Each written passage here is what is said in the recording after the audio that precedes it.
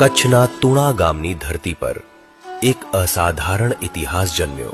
ડગાઈચા આપા ડાંગર ભગવાન સૂર્યનારાયણ અને મુરલીધર મહારાજના પરમ ભક્ત, ગૌધણ સેવક, દાતાર, શૂરવીર એમ 32 ગુણને એક જ પુરુષ. રોજ સૂર્યોદય પહેલા ઉઠી નદી ઘાટ પર ગળા સુધી પાણીમાં ઊભા ઊભા સૂર્ય ઉપાસના કરે.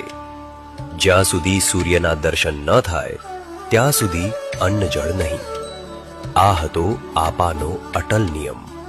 પાટણમાં સિદ્ધરાજ જયસિંહ રુદ્રમહાલ મંદિર બંધાવતા હતા, પણ કળશ ચઢ્યો નહીં.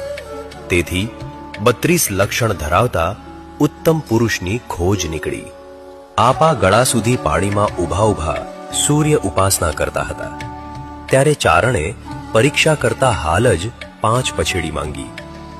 ઘેર નહીં, અત્યારે જ આપી દે. આહિરના ટેકીલા દીકરાએ સૂર્ય ભગવાનની સામે 2 હાથ ઊંચા કરીને કરગર જાત ઉઠાવી. દાદા, ભક્તની આબરૂ આજ તમારા હાથમાં. અને ખર સૂર્યના કિરણોમાંથી 5 પછેડી ઉતરી આવી, જેમ દ્રૌપદીના ચીર. ભગવાને ભક્તની લાજ રાખી. ત્યારબાદ આપા ઘોડે ચડી પાટણ ભણી નીકળ્યા. સાંતલપુર પાસે ધૂળ ઉઠી. ગૌધન ઉપર હુમલો. આપાએ ઘોડો વાળ્યો. તલવાર ખુલી. ભાલાના ઘા, ઘા ઉપર ઘા, છાતી ઉપર, પીઠ ઉપર. તો પણ ડગ્યા નહીં, ઝૂક્યા નહીં. ગૌ માતાની રક્ષા ખાતર ઘાયલ કાયાએ જજુમ્યા. ગૌધર સલામત, દુશ્મન ભાગ્યા. પણ ડગાઈચા આપાનો શ્વેત જભો રક્તરંજિત.